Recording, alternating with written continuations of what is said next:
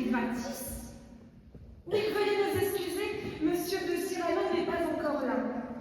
Tant mieux, trop rimeur, trop fier, et puis il promène un de ses nez. Vous n'avez jamais vu passer pareille nasigère. Rien que l'image de cette protubérance mériterait un procès. Cher public, bonsoir. Je ne pensais pas voir une salle pareille. Ne se croirait-on pas en quelque mauvais lieu? Cette affluence folle, ces voix qui se croisent, cette impatience dans les regards. Savez-vous que vous n'êtes pas les premiers? 1640, hôtel de Bourgogne. La même effervescence, les mêmes âmes avides de spectacle. Breteurs, poètes, cavaliers et bourgeois se pressent au théâtre pour se divertir. Sur scène, ce soir-là, Montfleury. En son temps, vous l'auriez sûrement connu. C'était un comédien célèbre, un protégé du duc de Candale. S'en prendre à lui, c'était s'en prendre à l'Académie, au vicomte, au monde entier. Quel homme aurait pris le risque d'un tel affront? Un homme sans titre, sans protection ni puissant ami. Quelques vers, de l'audace ou de l'impertinence, il ordonne qu'il sorte et le comédien est contraint de quitter la scène. Était-ce courage ou abus? De quel droit cet homme s'autorisait-il à mépriser les lois tacites de la civilité? En quelques inventions verbales, il crée le théâtre autour de lui. Voici les premières pages de Cyrano de Bergerac. Le 28 décembre 1897, à la porte de Saint-Martin, les rideaux se lèvent. La pièce d'Edmond Rostand est un triomphe. Des critiques grondent, prétendant que l'œuvre ne suit pas fidèlement un personnage historique. Le dramaturge leur rit au nez. Ils prétendent mieux savoir que le poète. Plus d'un siècle plus tard, Cyrano de Bergerac reste la pièce française la plus jouée dans le monde. Le protagoniste éponyme est devenu un véritable symbole de bravoure, d'amour, de verve et d'honneur. Mais le succès de l'œuvre fait-il l'innocence de l'homme? De ces mots qui transformaient en âme, combien d'âmes ont péri? Ce soir, nous quittons la scène pour rejoindre le tribunal. Bienvenue au procès de Cyrano de Bergerac. Voici comment se déroulera cette soirée. Nous pourrons compter sur 6 oratrices et orateurs d'exception. 3 à la défense, 3 à l'accusation. Chaque équipe sera composée de 2 avocats et d'un témoin. Le premier avocat posera le cadre. Le témoin sera appelé à la barre pour convaincre le jury et persuader le public, tout en se prêtant au feu des questions adverses. Le second avocat, qui aura pris des notes pendant tout le procès, viendra improviser, réfuter, contre-attaquer. Le point commun de tous ces orateurs, c'est qu'ils sont tous aussi assoiffés de justice les uns que les autres. Ils se battront en duel avec leurs mots comme seul scalpel. Vous, cher public, vous n'aurez qu'une mission: délivrer le prix du public du meilleur orateur ou de la meilleure oratrice de la soirée. Pour départager l'accusation de la défense et juger un tel homme, nous avions besoin d'un jury d'exception. Il nous fallait d'abord des maîtres en la matière de juger, non seulement la pertinence juridique des arguments, mais aussi la maîtrise de l'art de la parole. Habitués des prix d'éloquence, car ils sont respectivement 2e et 4e secrétaires de la conférence du barreau de Toulouse, merci d'accueillir Maître Marc Barberet et Maître Nicolas Meunier-Cobé.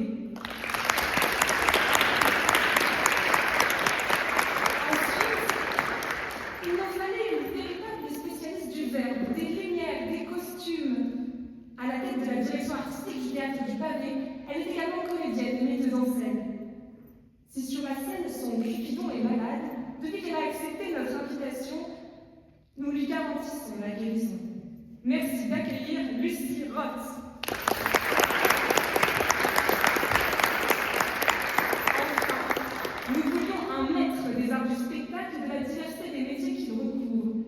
Derrière son manteau se cache un véritable machiniste. Il est metteur en scène, comédien, pédagogue et ancien directeur du théâtre Le Jour. Merci d'accueillir Olivier Dumas.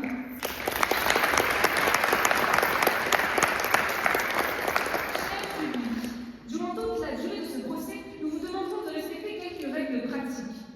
Veuillez éteindre le son et les flashs de vos téléphones. Nos orateurs et oratrices sont assez éblouissants. L'association POV de Sciences Po Toulouse se chargera d'immortaliser la soirée et on l'en remercie. Vous pourrez visionner la vidéo complète du procès sur notre chaîne YouTube.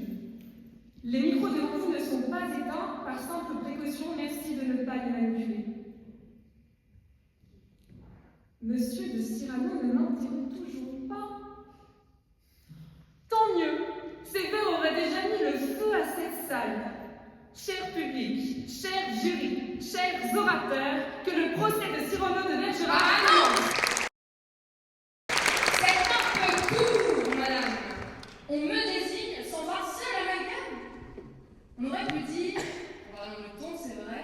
Agressif. Moi, madame, si j'étais coupable à ce procès, il faudrait sur le champ que je dise ce forfait. Amical. Mais vous confondez l'ombre et la lumière. Je n'ai fait que défendre un cœur sans manière. Prévenant. Gardez-vous votre tête trop vite condamnée de tomber en erreur sans preuves avérées. Gracieux. Vous méfiez-vous tant de la justice sincère pour me juger sans voir le vrai derrière? Pédant. Le poète seul, madame, que l'histoire en sens doit parfois rompre loi, règles et convenances. Respectueux. Oui, mais là, me portant de ma défense, c'est là ce qui s'appelle garder sa conscience.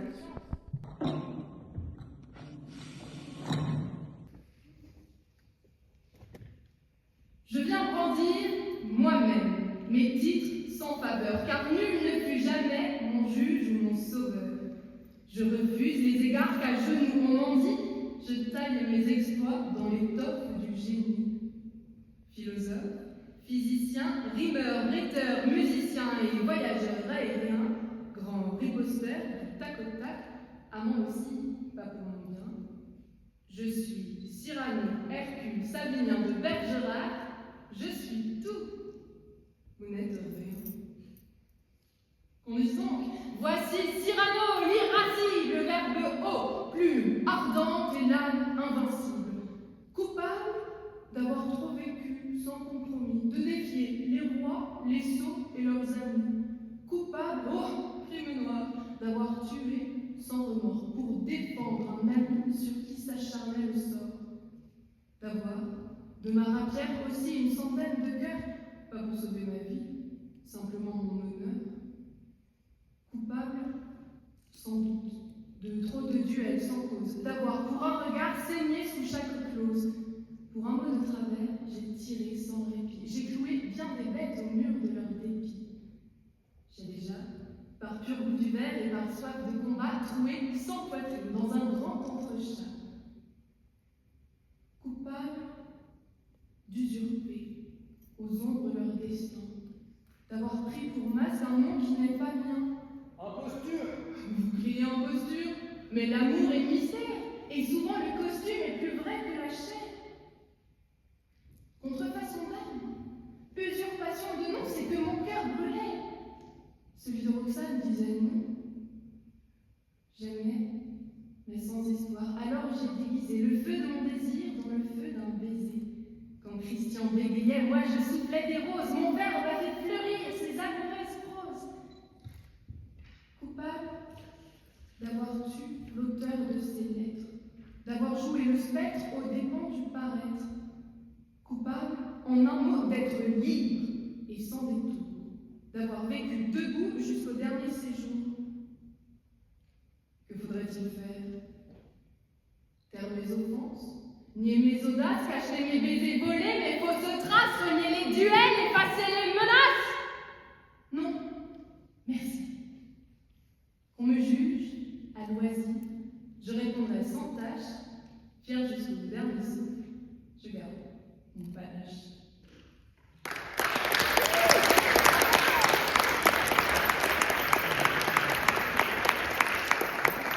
J'appelle la première procureure de l'accusation, Anaïs Toussaint.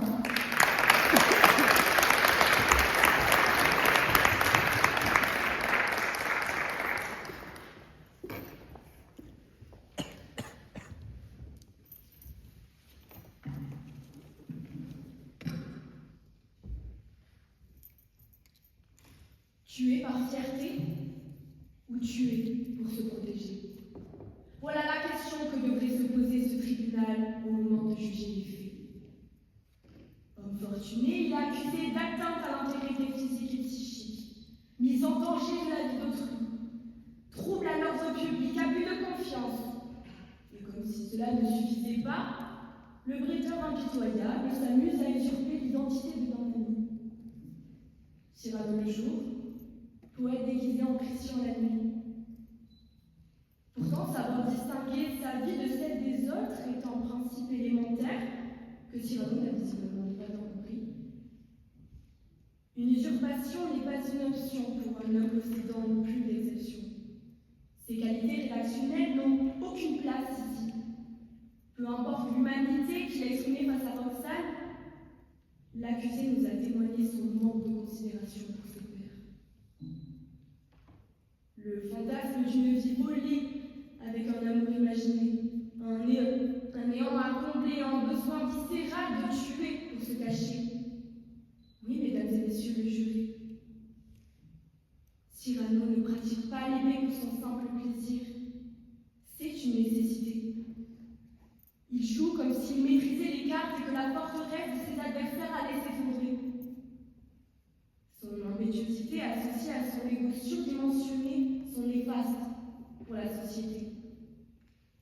Premier chef d'accusation, intégrité psychique. Mesdames et messieurs, ne se lie pas sur les chairs, mais sur les silences que l'on laisse après l'insulte. Cyrano étant virtuose de la cruauté verbale, intentionnelle d'esprit. Mon témoin, le vicomte de Valvert, viendra tout à l'heure vous dire l'effroi, la honte, le naufrage qui suivirent la fameuse tirade du nez, cette litanie de blessures déguisées en figure de style. Le pauvre homme n'est plus qu'un masque brisé. Lui qui croyait manier la moquerie fut pulvérisé par le génie sadique d'un gascon en manque de reconnaissance. Cyrano n'a pas seulement ridiculisé Valvert, il a désossé psychiquement. Lui, l'insulte lorsqu'elle est l'âme d'un poète devient une plaie que la justice doit reconnaître. S'il connaissait l'étendue de ses talents, tant physiques que littéraires, pourquoi aurait-il besoin de frapper à 2 reprises l'orgueil, le corps? Pour humilier? Pour montrer une supériorité pas si évidente? N'est-il pas honteux pour Cyrano de se complaire dans ses duels familiers où il mène ses adversaires par le bout du nez? S'attaquer systématiquement à ceux qui ont eu l'audace de le défier? Est-ce ça l'honneur? Permettez-moi de noter. Sa verbe lyrique, aussi brillante soit-elle, ne peut servir de rempart. Le silence qu'elle produit n'est pas une preuve de son innocence, bien au contraire. Cyrano ne tue pas pour se défendre. Il tue pour ne pas être vulnérable. Il juge nécessaire de provoquer ses adversaires lorsqu'il n'est pas directement menacé. Il se réfugie derrière Tristan, derrière Christian, pour ne pas assumer directement ses sentiments. Cyrano est finalement un personnage tristement banal. Il défie en duel, blesse, tue comme il fait soif, c'est-à-dire autant que possible. Son code de conduite est aussi bien ancré en lui que celui de ses soi-disant valeurs. Et à ces atteintes du verbe s'ajoute la brutalité des faits. Car sitôt qu'il pénètre une taverne, sitôt qu'une chanson s'élève, Cyrano scène la mort du plaisir et la peur du sang. Les chandelles tremblent lorsqu'il franchit le seuil, le moindre copie devient déclaration de duel, le moindre éclat de rire provocation. Et il gagne toujours. Son épée est une balanceuse et jamais elle ne rend justice, toujours elle se revêt de gloire. Quiconque croise son nom risque la cicatrice ou la mort. Mais quelle paix reste-t-il à ceux qui veulent simplement boire? Cyrano a réduit la convivialité à une arène, la taverne à un prétoire de l'ego. Derrière une vision idéalisée qui se fait de lui-même, ses actes ne sont en définitive qu'égoïstes et vicieux.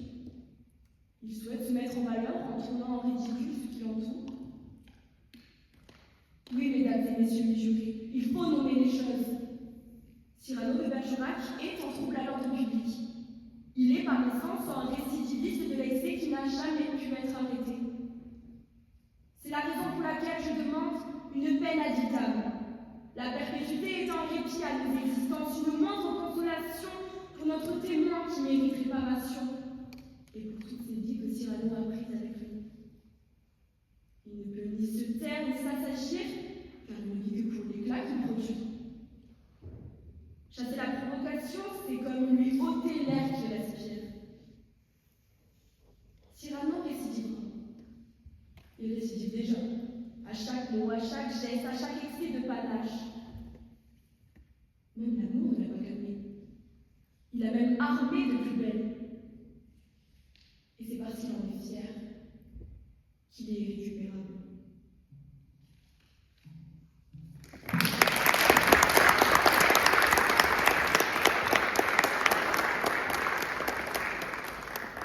J'appelle la première avocate de la défense, Madame Noémie Valéry.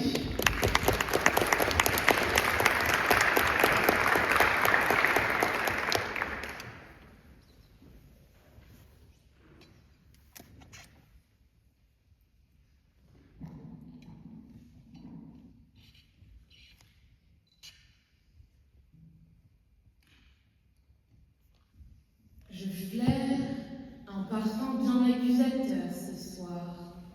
Note de tête, calomnie. Note de cœur, soupçon méthodique. Note de fond, austérité des règles classiques. Il me semble pourtant que la vérité a tout autre senteur et que Cyrano doit être acquitté. L'accusation me fait moins le procès de Cyrano que de la verve et du verre. Quand au lieu de vous dire que vous êtes idiots, on a la finesse de vous dire que votre esprit, hélas, sommeille encore en fête et qu'il cherche la clé d'un logis sans fenêtre. Quand au lieu de vous dire qu'on vous déteste, on a l'audace de vous répondre « Pauvre mère, la vôtre, c'est aux rêves en cendres, pleine d'espoir naïf, et c'est vous qu'elle engendre. » On n'est pas un lâche, on n'est pas non plus mauvais ni malhonnête. On est un artiste, un virtuose, un génie. Oui, mon client peut être sarcastique, souvent même provocateur. Mais l'art ne l'est-il pas? Un tableau, un poème, pour être vu, pour être lu, ne doit-il pas dépasser la convenance et piquer, voire scandaliser? Ce débat a déjà eu lieu. 1827, Salon de Paris, la mort de Sardanapale, exposée juste en face de l'apothéose d'Homère. Delacroix face à Ingres, le chef de file du romantisme face à l'autorité académique. La luxure, l'exubérance, la liberté défient le conformisme, les lignes droites, la rigidité. Entre les deux œuvres, une foule exaltée face à ce duel sensationnel, un mouvement est en train de la sauver de son ennui mortel. C'est comme ça qu'est né le romantisme. Cyrano n'est que son héritier, simple descendant hugolien. Alors il provoque. L'accusation tente de nous faire croire que ces provocations se traduiraient en un déchaînement de violence incontrôlée. Elle nous dit même qu'à cause de ce joueur machiavélique, de Valverde serait ridiculisé, humilié, désossé psychiquement. Mais attendez, concernant leur duel, c'est bien de Valverde qui provoque en premier mon client en se moquant de son nez, ce qui constitue une injure publique. Et pourtant, c'est bien de Valverde le premier à dégainer son épée. Valverde provoque, Valverde dégaine, et pourtant c'est Cyrano qu'on accuse. Mais pourquoi donc? Parce qu'à la fin de l'envoi, il touche. Mais puisque le vicomte est assez en forme pour témoigner ce soir, et que la réaction de mon client s'inscrit parfaitement dans le cadre de la légitime défense, il est innocent. Certes, Cyrano n'est pas le parfait gentilhomme. Il amuse autant qu'il dérange et il suscite l'admiration autant que l'exaspération. C'est un être complexe. Quand sa fierté sans fin prouve le dégoût qu'il éprouve à son propre égard, ces mots sublimes, eux, mettent le voile sur ses insécurités. La plus grande étant, à l'instar de tous les hommes complexés que cette terre n'ait jamais connus, sa mère. Ah, la mère Bergerac, à la naissance de son fils, on raconte qu'elle a pleuré. Hélas, la cause de ses larmes était bien obscure. L'unique mention que Cyrano fait de sa mère est la suivante. Elle ne m'a jamais trouvé beau. Sa propre mère, vous entendez, qui l'a porté 9 mois en son sein, qui l'a fait et vu naître, bercé, nourri, sa seule et unique mère, dont l'amour et l'admiration devraient être indéfectibles, ne l'a jamais trouvé beau. Alors oui, Cyrano est loin d'être parfait, mais il s'est construit comme il a pu dans une société déjà gangrénée par les standards de beauté. Et c'est dans le panache, mesdames et messieurs, le panache, cette liberté et cette verve orgueilleuse qui le caractérise si bien qu'il a trouvé le courage de vivre et d'aimer. Aimer, beaucoup, passionnément, à la folie certainement. Hélas, les détracteurs de mon client ont fait de sa vie sentimentale et privée un débat public, et surtout un prétexte pour l'accuser de tous les méfaits. Vrai, Cyrano a menti, et plus que la moyenne sans doute. Mais ce qui rend un mensonge immoral, ce n'est pas la dissimulation en elle-même, c'est la volonté d'en tirer profit. Et en mentant, Cyrano ne gagne rien. L'accusation nous a parlé d'usurpation d'identité, mais l'usurpation ne peut avoir lieu que sans l'accord de la victime. Or, Christian est au courant et consent à ce mensonge. Il n'y a donc ni victime, ni usurpation.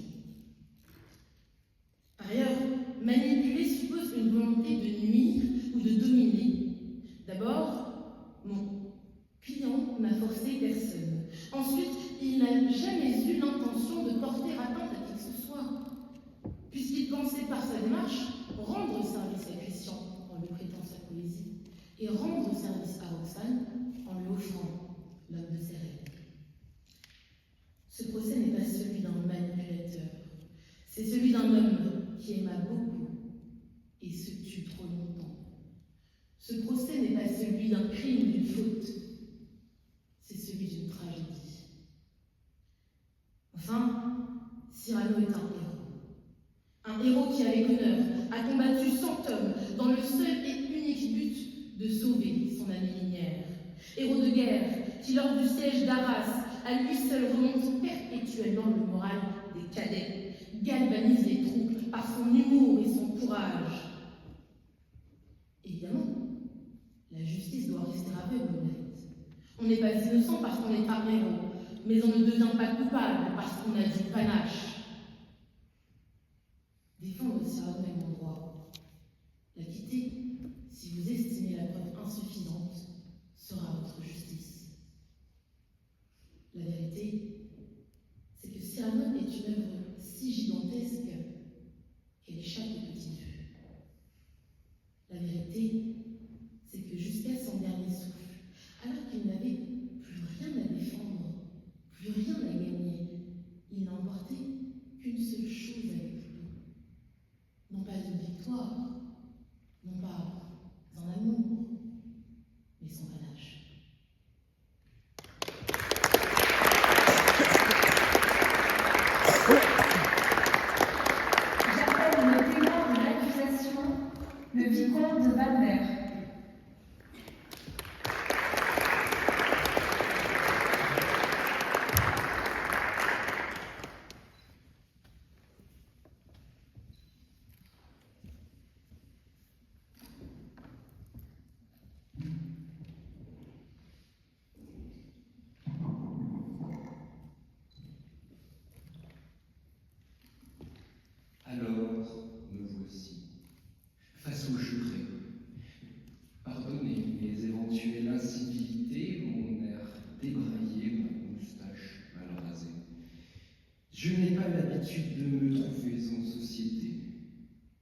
Et oui, cela fait des mois déjà, et pourtant, la peine, la honte infligée ne passe pas.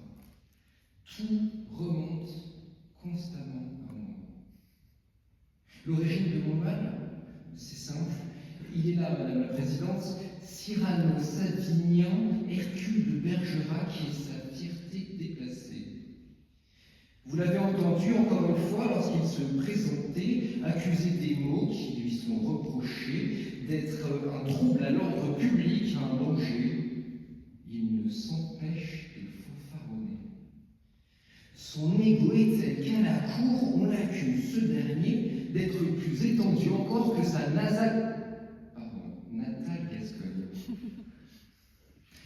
Rappelez-vous, déjà, ce soir-là, nous sommes au théâtre. Une belle soirée animée par Montfleury, le comédien, qui récite les vers de Barbeau. Je déguste un excellent verre de Bordeaux. Mes amis, ma maîtresse, quelques membres de la cour, me voici bien entourés. Soudain, un vantard très remonté, tout d'égo gonflé, surgit du parterre et commence à s'exciter. Exige du comédien le renvoi, menace de l'étripailler, invoquant son inculture et un secret. Alors, évidemment, moi, qui ai eu à peine le temps de m'enivrer, de voir ce son sauter sur la scène m'insupporte. Je lui enjoins de sortir, mais une fois devant cette salle comble, mon tort fut de perdre mes mots. Je m'engouffre dans la brèche de colère pour me retrouver dénudé de tout vocabulaire, seul, sous la lumière, vautré dans mon impréparation. Je pensais, ce laquais ne doit pas connaître les mots de Barreau, dans sa stupidité il barbote, en joute verbale comme martiale, il ne doit pas placer la barre bien haute. Là fut mon erreur. Je tente une vaine attaque, mal phrasée, et s'ensuivent les 5 minutes les plus honteuses de ma vie. Rien ne me vient et tout lui sourit. Je suis un gentilhomme, comme lui. Moi aussi, je peux briller de mon verbe, et je le prouve. Monsieur Cyrano de Bergerac est, dit-on, si largement doté qu'un sculpteur grec le représente raboté par pudeur. On dit que si son nez vient à le gratter, son serviteur prit l'habitude de lui tendre un râteau à feuilles. On raconte que, visitant à Paris le quartier des parfumeurs, son appendice déjà l'attend à Argenteuil. On dit enfin que s'il arbore un bonnet, c'est pourtant celui de l'âne qui est le mieux lucide. Pardonnez ces attaques. Je ne me retiens pas, je suis témoin et bien peu avocat. Et puis j'ai un duel perdu à rattraper. Dans cette salle d'audience, au moins, je sais qu'il n'osera me défier. Sachez qu'après ces 5 ignobles minutes, mon cercle, mes amis, se clairsemait. Des regards honteux de la part de ceux qui, une semaine auparavant, avec moi, tenaient le pavé haut pour s'en aller lever le coude, me furent jetés au visage en même temps que le gant de ce discoureur de jupon. Les portes des clubs me furent fermées, ma maîtresse refusa de me revoir et, comble du désespoir, le roi rejette dorénavant de m'accorder séance. Un seul verre vous manque et tout est dépeuplé. Et pourtant, je crois être un miraculé. Humilié, blessé, j'eus moins le privilège de rentrer chez moi, saignant et bien vivant.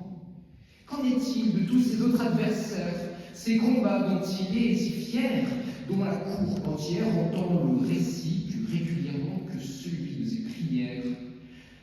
Comment peut-on garantir la sécurité des sujets du roi si pareil animal court la rue pour mettre n'importe qui au pas?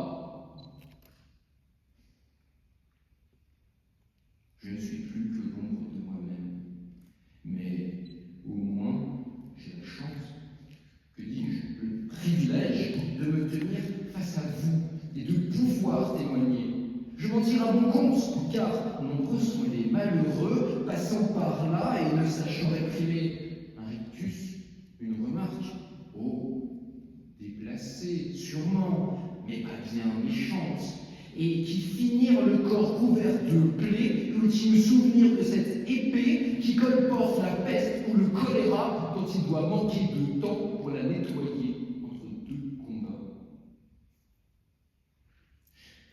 Je vous le dis, l'assure et l'assume, je suis un élu.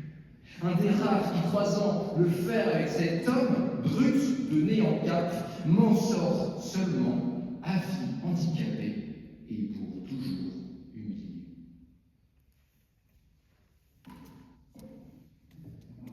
La défense peut poser ses questions.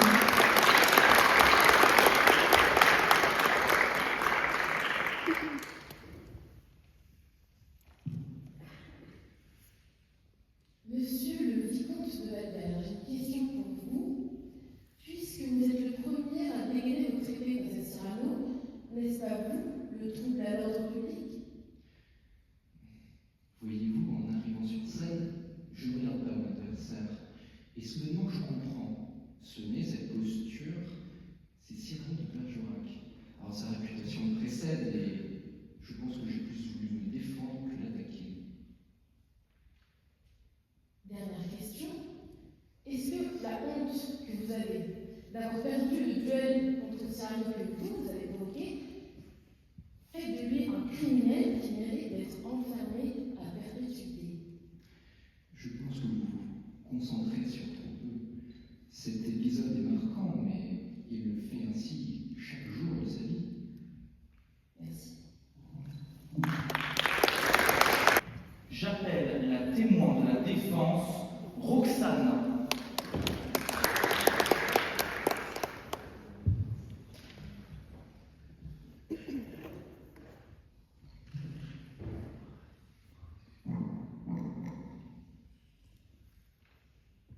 Je refuse que l'on utilise mon nom pour dire oui à ces accusations.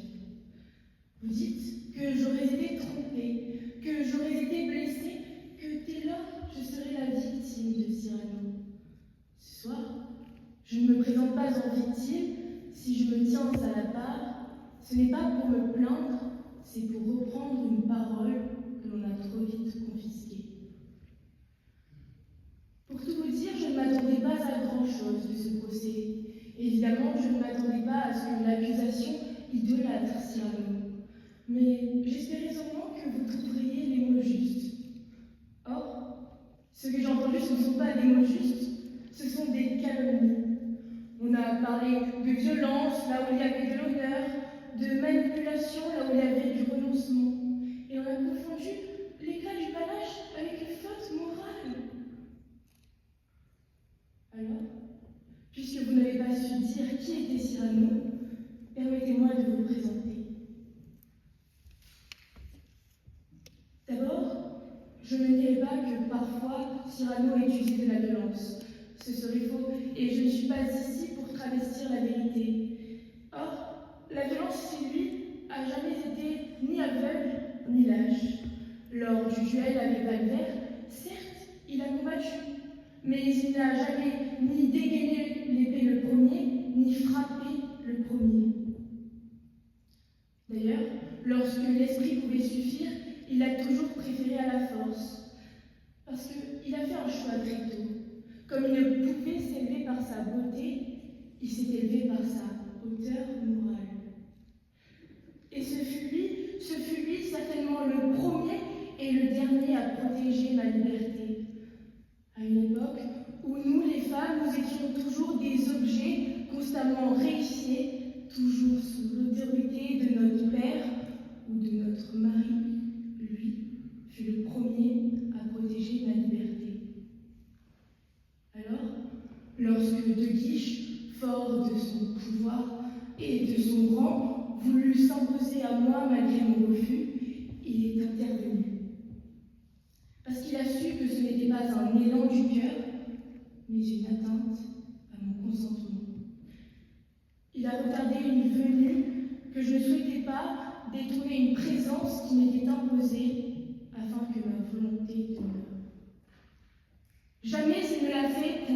servir un intérêt personnel, mais bien pour protéger la liberté. Je vous ai parlé de son panache. Son panache, c'est cette petite tête qu'il a élevée en homme d'esprit. Son panache, c'est surtout chez lui l'intelligence du cœur. Savoir quand parler, savoir quand se taire, savoir aimer sans posséder.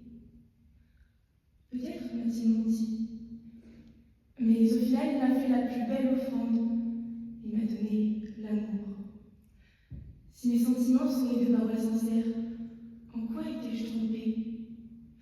J'ai aimé librement, jamais il ne m'a contrainte, jamais il ne m'a privé de choix. Était-ce la voix qui emportait ou la vérité des sentiments? Cyrano n'est pas un manipulateur. Un manipulateur agit pour obtenir un pouvoir, un avantage, une récompense. Qu'a obtenu Cyrano? Ni ma reconnaissance, ni mon amour déclaré, ni même la satisfaction d'être celui que l'on admire. Il s'est effacé. Et l'on ne peut accuser de manipulation celui qui choisit l'ombre quand il pouvait réclamer la lumière. D'ailleurs, à cet âge, moi je n'avais que 20 ans. Et à cet âge, on croit encore au prince charmant, beau et intelligent.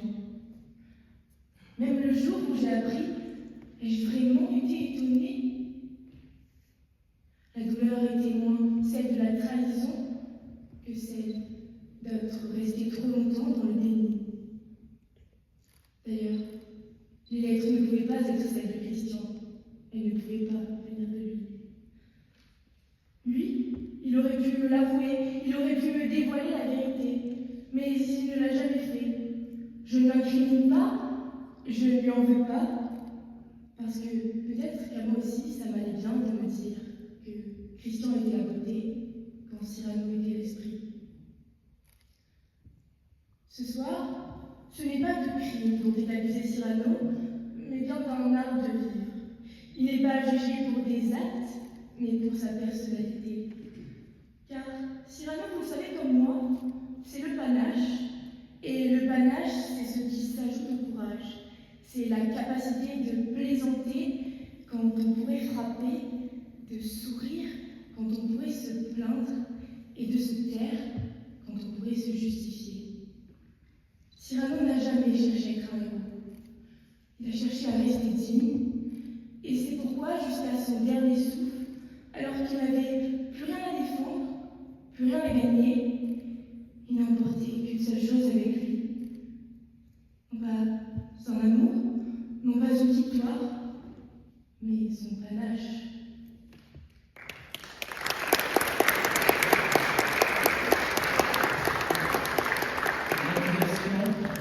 Question. Oui, merci, Monsieur le Président. Si c'était à refaire, mademoiselle, est-ce que vous choisiriez Christian ou Cyrano? Je ne peux pas vous le dire, parce que j'aimais la fusion des deux. Parce que je vous l'ai dit, Christian était la beauté, et Cyrano était l'esprit, et au final, c'était l'être le plus parfait qui existait. J'aimais les deux. Vous parlez de votre propre liberté. Ignorez-vous donc que Cyrano vous a privé de votre liberté de choisir votre compagnon, votre liberté de savoir qui vous aimait, qui vous écrivait? Ce qui aurait été une tromperie, une attente à ma liberté, cela aurait été de ne jamais être aimé. Or, j'ai été aimée du début à la fin. Et comme je vous l'ai dit, était-ce la voix qui emportait ou la vérité des sentiments?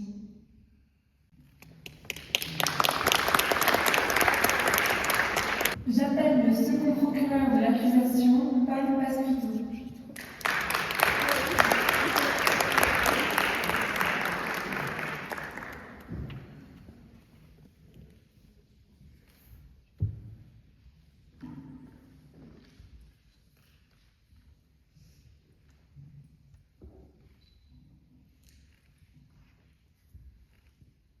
On le dit, poète, spadassin, philosophe, j'y vois pour ma part un multirécidiviste fier de l'être, un coupable par essence qui le revendique, Et voici sa faute.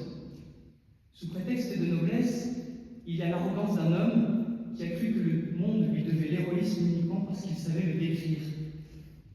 Car c'est un fait avéré, son panache tue. À chaque duel, il joue non seulement son sang à lui, mais aussi celui d'un inconnu, celui d'un innocent, qui doit être prêt, en somme, à risquer sa vie pour satisfaire un ego fragile. Oui, monsieur Cyrano, votre épée ne sert pas à la justice, elle sert votre vanité. Vous n'êtes plus qu'une pâle caricature, celle d'un homme prêt à semer la mort, pour éviter de baisser les yeux. Vous élevez la provocation au rang de morale, l'imprudence à celui d'éthique, et vous confondez bien trop souvent la grandeur du cœur avec la démesure de l'âme. Aussi, la cour saisie de votre panache en est témoin. Cyrano, pour tous ces méfaits et pour bien d'autres, je m'attacherai à vous faire condamner.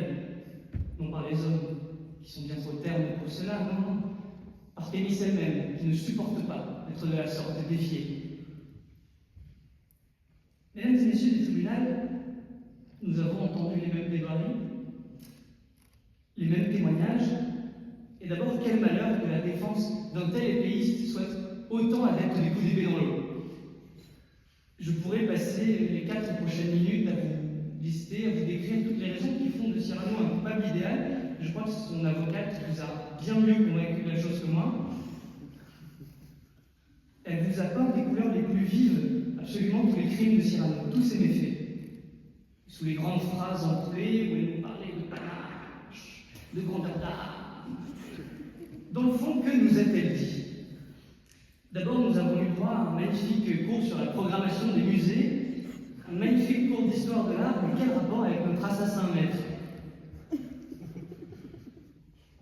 En somme, il y a l'homme sous le masque, certes, que la défense a essayé de nous dépeindre, mais ce qui nous intéresse, c'est le personnage public. C'est comment est-ce que Cyrano de Bergerac se donne à voir au monde, comment est-ce que Cyrano de Bergerac se comporte en société, et ce qu'il fait, non pas ce qu'il pense. C'est ce qui justifie la peine requise, car cet homme revendique lui-même d'être un trouble à l'ordre public. Je ne citerai pas sa déposition, car vous l'avez tous encore en tête, mais c'était assez clair comme cela. Et puis, vous avez essayé de nous faire passer des vessies pour des lanternes, ou plutôt, Cyrano pourrait dire, en justifiant tout par son rapport à la mer. D'abord, on ne tue pas des gens parce qu'on est laid. C'est pas vrai. Et puis ensuite, est-ce que vous vous rendez compte du nombre de personnes qui ne rentrent pas dans les standards de beauté? Sont-ils pourtant tous des troubles à l'ordre public? Toutes ces personnes sont-elles dans une position à mettre les autres et la vie des autres en danger? Certainement pas. Alors que l'état naturel des hommes soit un état de liberté, voire de violence même, j'entends, je le conçois. Mais précisément, si nous sommes ici, c'est pour sanctionner les passages à l'acte. Et dans le cas de Cyrano, il y en a bien trop, sans de son propre aveu, je le répète. Puis ensuite, vous nous avez dit qu'il n'y avait pas de victime dans l'affaire Roxane. Si, il y en a une. C'est Roxane elle-même. Alors, c'est pas une usurpation d'identité, puisque Christian était consentant, certes. Mais c'est de l'abus de confiance. Et c'est toujours répréhensible devant un tribunal. Et puis enfin, vous mentionnez le concept de légitime défense. D'abord, c'est intéressant parce que c'est la première fois où vous répondez à l'acte d'accusation. Et ce que nous dit la loi est très intéressant. Elle nous dit que la défense n'est légitime que s'il y a proportion entre les moyens de défense employés et la gravité de l'atteinte. Manifestement, la condition n'est pas réunie. Cyrano est un personnage bien trop excessif pour faire preuve de proportionnalité. Et c'est pourquoi il en est fier, et c'est pour cela qu'il est irrécupérable. C'est en somme ce que vous a expliqué notre témoin. Cet homme a vu sa vie totalement détruite pour 5 pauvres minutes en la compagnie de cet homme. Vous y voyez probablement un obélio boitant, mais j'y vois un écorché vif, personnellement. Et puis est venue Mademoiselle Roxane, et je vais vous dire, j'ai rarement vu un témoin aussi hors sujet. Mademoiselle, un tribunal, ça n'est pas fait pour être un arbitre des élégances, c'est fait pour juger les coupables. Et là, selon toute vraisemblance, Cyrano l'est. Vous témoignez d'événements auxquels vous n'avez pas assisté, comme la tirade du nez, et certes, Christian n'était qu'un porte-voix, qu'un complice, mais ne vous méprenez pas, mademoiselle. Le responsable, c'est Cyrano, c'est lui le commanditaire. Et ce n'est pas parce que vous lui avez pardonné que ce qu'il a fait n'en est pas moins répréhensible devant un tribunal. Et puis d'ailleurs, permettez-moi de vous le dire en toute forme de respect qu'il vous est traité d'objet, oui mademoiselle, l'objet inavoué de ses désirs. Alors, deux choses sur cet acte d'accusation qu'il m'appartient de compléter. La première, vous l'aurez compris, on condamne Cyrano parce qu'il a fait, mais aussi parce qu'il pourrait récidiver, et parce que le laisser en liberté, c'est laisser courir le risque qu'un individu manifestement dangereux puisse à nouveau semer le trouble dans notre cité. Et certainement que face à une telle démonstration, Maître Badeau ne peut qu'en rester interdit. Je sais qu'il n'a pas encore plaidé, mais encore une fois, il fera de vous un tribunal moral. Par pitié, ne tombez pas dans ce piège si grossier. Je vous sais bien trop intelligent pour cela. Alors, mesdames et messieurs du jury, je me présente à vous en procureur dévot. J'ai la foi. Oui, j'ai la foi, j'espère sincèrement pour la tranquillité publique et pour l'honneur de toutes ces victimes que vous aurez le courage de la lucidité. Et c'est fort de cette espérance que je me joins aux réquisitions de ma consoeur, qui sont justes et qui sont les bonnes. Nous demandons pour M. Cyrano de Bergerac l'emprisonnement à vie. Et puisque j'en viens à conclure ces réquisitions, permettez-moi une dernière pénétrie. Celle de jouer au moins une fois à 11 égales contre le prévenu. Amis du tribunal, mesdames et messieurs les jurés, oubliez son panache, regardez ses méfaits. Pire qu'un grossier énergumène, un homme que vous devez frapper d'anathème. Et peu au bout du discours, le crime reste le même, mensonge reste faute, fut-il sous forme de poème. De grâce, par sa verve, ne vous laissez pas troubler, la justice doit frapper, sans faiblesse ni pitié. La sentence est claire, au nom du peuple, et pris de sûreté, pour le sieur Bergeracois, je requiers la perpétuité.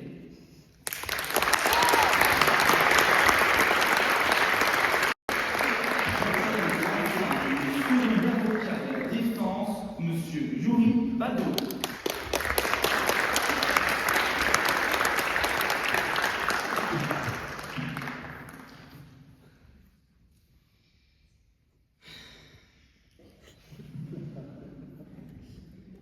Consterné. C'est très probablement le terme que j'utiliserai pour définir l'état dans lequel j'étais lorsque j'ai constaté que le talent de Montfleury s'était répercuté sur mon cher procureur. Les hommes bons se perdent, mesdames et messieurs. Et ce que propose ce soir l'accusation est très loin d'être un remède. Vous avez un principe, l'honneur, on vous traite d'égoïste. Vous vous battez pour une cause, la liberté, on vous prête la violence. Un homme qui représente à lui-même le panache, et certains se permettraient de le traiter de lâche. Ce soir, l'accusation s'est même portée en défense. Défense du conformisme face au progrès, défense de la rigidité face à la liberté. Alors, si Cyrano est un fidèle descendant hugolien, vous êtes vous, des reproducteurs d'un mode de pensée chronophage. Vous êtes encore accrochés à cette épave qu'est le classicisme. Alors, à l'improvisade, laissez-moi vous proposer une dernière balade. Ce soir, si je suis ici, c'est parce que certains considèrent qu'il faut faire le procès de Monsieur Bergerac.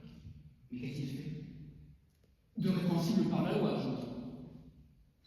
Ne vous y trompez pas. Ce soir, nous sommes à un procès, et pas à l'exposition du traité philosophique de Maître Passuto. Avoir de l'orgueil, de la fierté, est-ce qu'on en a? Non. Avoir de la verve et avoir de la finesse dans sa répartie, est-ce condamnable? Toujours pas.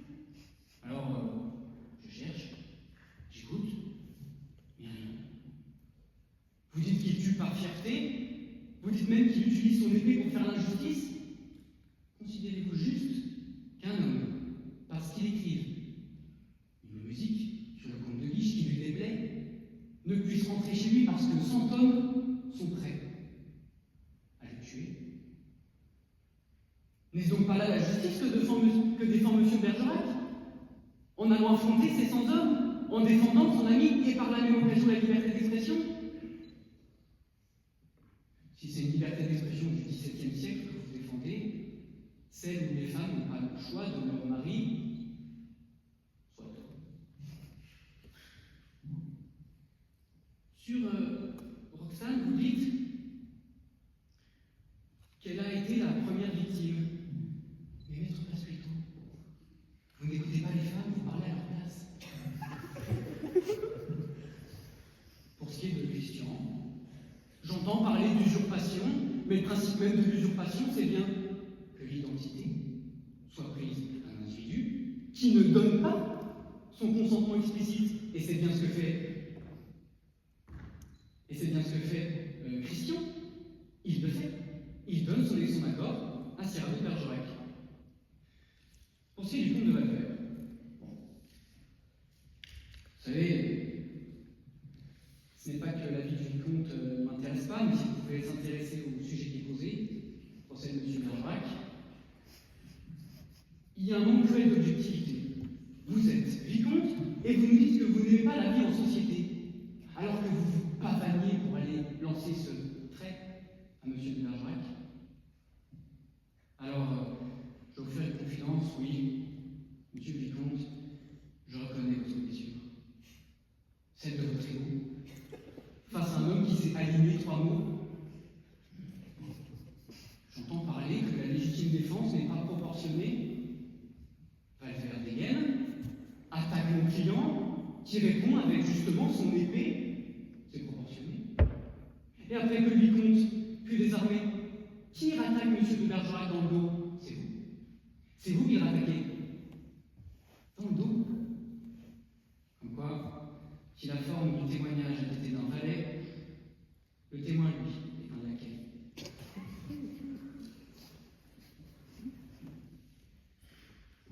Vous nous parlez aussi de danger pour l'ordre public.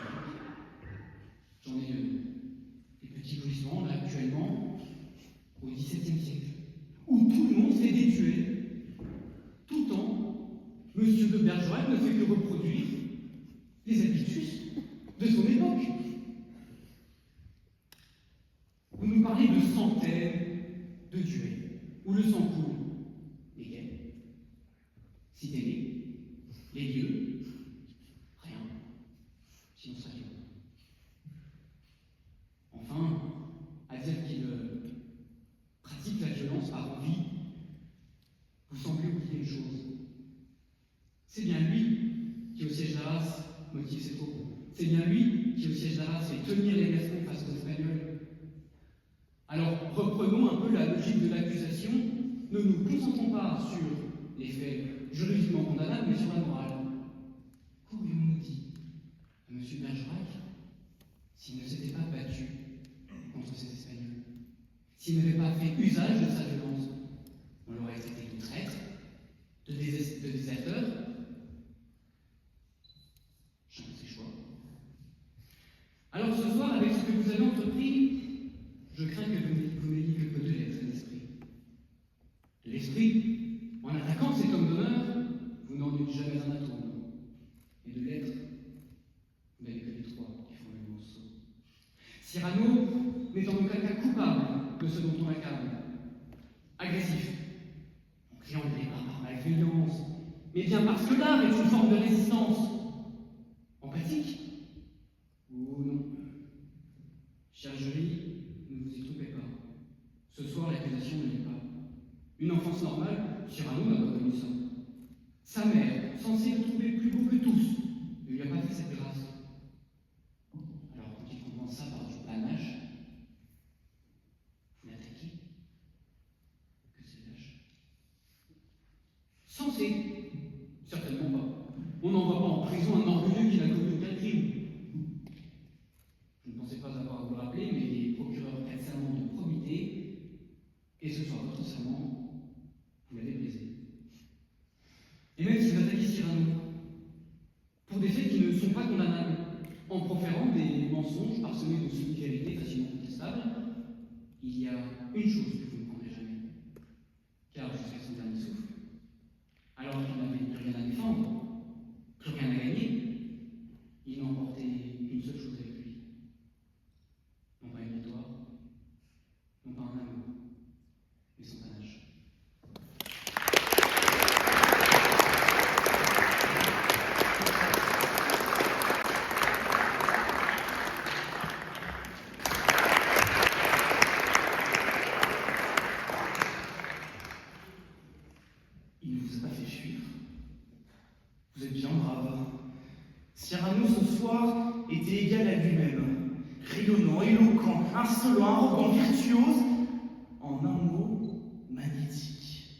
Mais c'est une première pour ce bretteur et shooter infatigable. Il a trouvé des adversaires à sa taille. 6 pour être précis. 3 défenseurs infatigables de sa liberté, 3 détracteurs de son insoutenable légèreté. Le grand Cyrano doit ce soir faire de la place sur son piédestal. Il n'est plus seul. Grâce à ces talentueux avocats, on lui donnerait bon Dieu sans prière. Face aux réquisitions de ces procureurs virtuoses, on ne peut que lui souhaiter de rejoindre le diable sans plus tarder. Son sort est suspendu. Suspendu entre les mains de jurés impartiaux qui, sous peu, devront répondre à cette simple question. Cyrano est-il coupable? Il n'y aura pas d'échappatoire cette fois-ci pour notre protagoniste. Pas de beaux vers pour s'en sortir, pas de fleuret à dégainer. Ce soir, c'est la justice qui se chargera du sort d'Hercule Savinien de Cyrano de Bergerac. Avant que ne se retirent ceux qui devront prendre cette lourde décision, je tiens à adresser ici de nombreux mais nécessaires remerciements. Je tiens d'abord à remercier Maître Margot Arboré, Maître Nicolas Brunet, Olivier Dumas et Lucie Roth, qui nous font l'immense honneur de leur présence ce soir.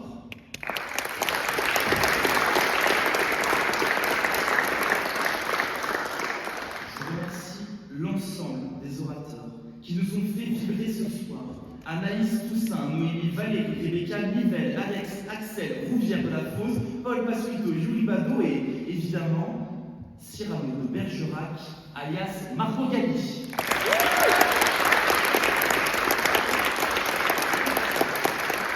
remercie Ford d'avoir immortalisé ce procès et la performance des talentueux orateurs qui se sont succédés, ainsi qu'Octave Passade pour avoir filmé l'intégrité de ce procès que vous pourrez voir et revoir sur votre chaîne YouTube. Je remercie ensuite évidemment le conseil départemental qui, pour la seconde fois cette année universitaire, nous fait l'honneur de nous accueillir ce soir dans cette salle exceptionnelle, et ce jusqu'à cette heure tardive. Je remercie Madame Béatrice Jimenez, Madame Colassé et l'ensemble des agents de sécurité qui nous ont permis de rendre possible cette soirée.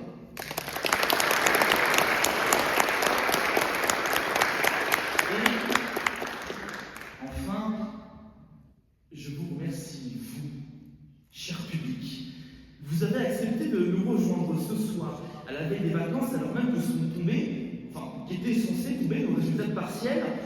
Sans vous, cet événement n'aurait pas de sens. Et je vous rappelle, par ailleurs, à tout sens utile, que vous pourrez, dans quelques instants, désigner l'orateur ou l'oratrice qui, ce soir, vous aura fait vibrer pour lui décerner le prix du public. Mesdames et messieurs, je déclare l'audience close.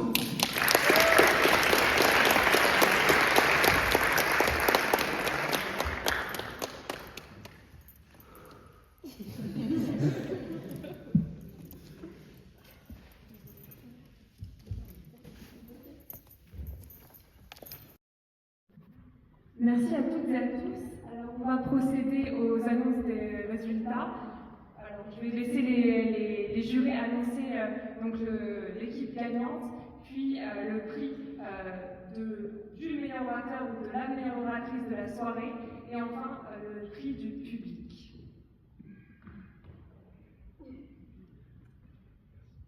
Bonsoir. Alors, félicitations d'abord à tous. Afin d'avoir délibéré par la décision de ce soir, le jury déclare Cyrano non coupable.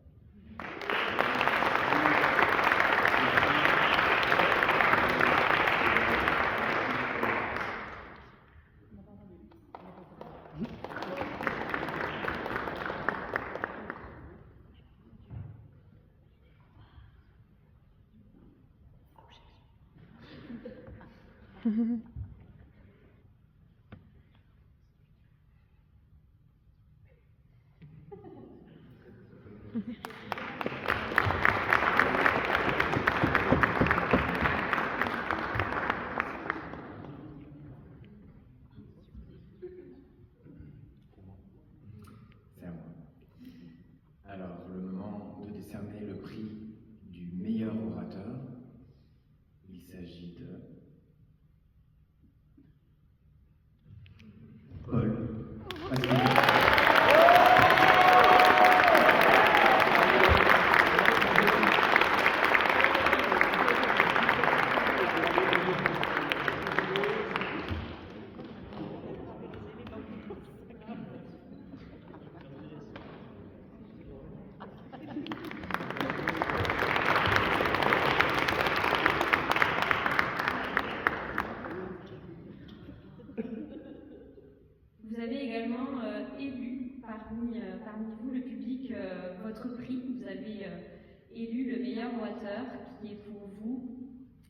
grande surprise, Paul également.